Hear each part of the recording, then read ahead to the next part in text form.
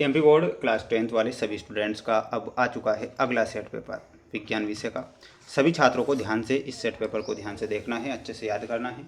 और समस्त विद्यार्थियों से मेरा बस चैनल के माध्यम से इतना कहना होता है कि आप सभी छात्र अगर रुक जाना नहीं, परीक्षा में पास होना चाहते हैं तो मेरे द्वारा चैनल पर जो 5 सेट पेपर बताए जा रहे हैं डेली, उन 4-5 सेट पेपर को जरूर पढ़ें, क्योंकि पाँचों सेट पेपर से 100% प्यारे विद्यार्थियों पेपर बनेगा और आपका बाहर नहीं जाएगा। इसलिए आप पूरा पेपर ध्यान से देखें। सभी विद्यार्थी चैनल पर अगर नए जुड़े हैं तो चैनल को सब्सक्राइब जरूर करके रखना है। आप सभी प्यारे भैया बहनों के लिए मेरे द्वारा लाइव क्लासें ली जाएंगी। अगर आपको किसी सब्जेक्ट के पेपर और चाहिए तो मुझे आज ही कमेंट बॉक्स में ज़रूर बताएं। और बिल्कुल माय डियर फ्रेंड्स, अच्छे से प्रयास मेहनत करें। शुरुआत करेंगे हमारे क्वेश्चन से जो परीक्षा में आपको दिए जाएंगे। क्वेश्चन आपकी स्क्रीन के सामने आ चुके हैं माय डियर फ्रेंड्स, ध्यान से आप प्रश्न देखेंगे। जैसा कि आप सही विकल्प वाले क्वेश्चन देख पा रहे हैं। सबसे पहले जो प्रश्न दिए जाएंगे विकल्प वाले होंगे। पहला क्वेश्चन है, किस पदार्थ के विलयन का उपयोग सफ़ेदी करने के लिए किया जाता है? प्यारे विद्यार्थियों, वह कौन सा पदार्थ है? तो यहाँ पर आपको CaOH2 करेक्ट उत्तर के रूप में ध्यान रखना है। CaOH2 आपका सही उत्तर हो जाएगा, तो ये आप याद करेंगे। एथेनॉल कार्बनिक यौगिक का प्रक्रियात्मक समूह क्या है? प्यारे विद्यार्थियों, एथेनॉल कार्बनिक यौगिक का जो प्रक्रियात्मक समूह है वह एल्कोहल है। यहाँ पर आपको ध्यान रखना रहेगा एल्कोहल, ठीक है, तो ये आप करेक्ट करेंगे। परागकण पाए जाते हैं, तो प्यारे विद्यार्थियों परागकण कहाँ पर पाए जाते हैं? तो ध्यान रखना है पुंकेसर में परागकण पाए जाते हैं। मानव में कितने जोड़ी लैंगिक गुणसूत्र होते हैं? तो मानव में 1 जोड़ी लैंगिक गुणसूत्र होता है, तो यहाँ पर आपको लिखना है 1 जोड़ी। सभी छात्र, सभी मेरे प्यारे भैया बहन, इस वीडियो को ज़्यादा से ज़्यादा लाइक कर चैनल को सब्सक्राइब जरूर करिएगा। आपके लिए ही प्रयास और मेहनत मैं कर रहा हूँ, मेरे सभी प्यारे भैया बहनों के लिए। अगर मेरी मेहनत, मेरा प्रयास अच्छा लगता है तो आप हमारे इस वीडियो को लाइक ज़रूर करें, ताकि मैं आपके लिए आगे भी प्रयास और मेहनत कर सकूँ। आकाश के नीले रंग का कारण क्या होता है? तो आकाश का जो नीला रंग होता है, प्रकाश के प्रकीर्णन के कारण आकाश का रंग कैसा होता है? नीला होता है।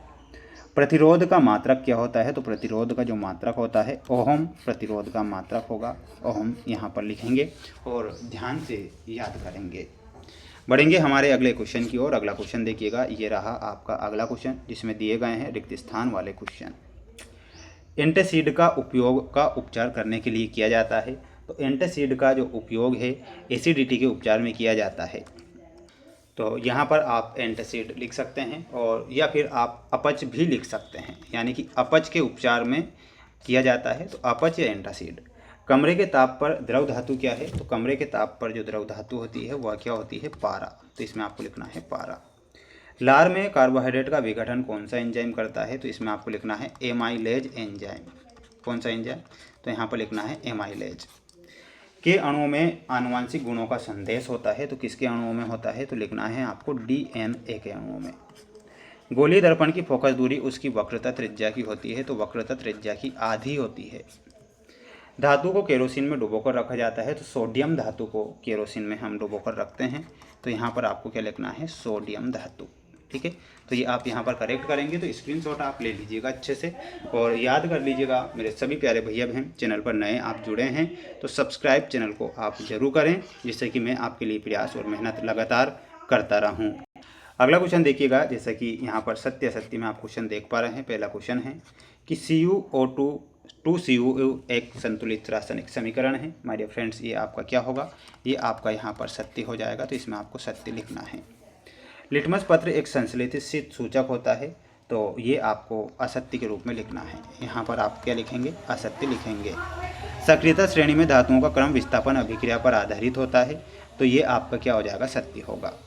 अनुमस्तिष्क मस्तिष्क के अग्रभाग में स्थित होता है, तो ये गलत होगा। ऊतक संवर्धन तकनीक अलैंगिक जनन का प्रकार है, जिन लक्षणों को नियंत्रित करते हैं, तो ये आपका सत्य होगा। तो स्क्रीनशॉट इसका ले लीजिएगा। बढ़ेंगे अगले क्वेश्चन की ओर। जैसा कि आप देख पा रहे हैं, ये आपकी जोड़ी रहेगी परीक्षा में आने वाली। शुद्ध सोना पूछा गया है 24 कैरेट। टेस्टोस्टेरोन में आपको मिलाना रहेगा और वो हो जाएगा नर हार्मोन। अगला है प्रतिबिंब। प्रतिबिंब में आपको मिलाना है रेटिना से। आवेश में मिलाना रहेगा आपको कूलाम से। ओजोन अल्ट्रावायलेट किरणें ऑप्शन नंबर C से मिलाना है। मोतियाबिंद में आपको मिलाना रहेगा ऑप्शन नंबर B नेत्र लेंस से, ठीक है। तो ये आपकी जोड़ी कंप्लीट हो चुकी है, आप इसका स्क्रीनशॉट ले सकते हैं। बढ़ेंगे हमारे अगले क्वेश्चन की ओर। अगला क्वेश्चन देखिएगा, यह रहा। द्विविस्थापन अभिक्रिया में अभिकारकों के बीच किसका आदान प्रदान होता है? तो यहाँ पर आंसर क्या हो जाएगा? आयनों का आदान प्रदान होगा। किसका होगा? तो लिखना है आयनों का। कार्बन एवं उसके यौगिकों का उपयोग ईंधन के रूप में क्यों करते हैं? तो दहन पर अत्यधिक ऊष्मा उत्पन्न करने के लिए। उत्सर्जन तंत्र की क्रियात्मक इकाई क्या होती है? तो इसमें आपको लिखना है नेफ्रॉन। क्या लिखना है? नेफ्रॉन। जीव में अर्धसूत्रीय विभाजन किस कोशिका में होता है? तो यहाँ पर आंसर हो जाएगा जनन कोशिका में। कौन सी कोशिका होगी? तो यहाँ पर आपको जनन कोशिका लिखना है। हीरे का अपवर्तनांक कितना होता है? तो 2.42। विद्युत ऊर्जा का व्यापारिक मात्रक क्या है? तो इसका जो व्यापारिक मात्रक होता है, इसमें आपको ध्यान रखना है किलोवाट घंटा। क्या लिखना है? किलोवाट घंटा। ये आप यहाँ पर करेक्ट करेंगे, स्क्रीनशॉट इसका ले लीजिएगा और अच्छे से याद आप करिएगा। अब मैं आपसे कहना चाहूँगा कि जो 6 से 23 तक के क्वेश्चन हैं प्रत्येक वीडियो में कह रहा हूँ कि लाइव क्लासों में बताऊँगा, तो लाइव क्लासों में जरूर जुड़ना है। चैनल पर नए हैं तो सब्सक्राइब चैनल को जरूर करें। मिलते हैं नेक्स्ट वीडियो में। जय हिंद।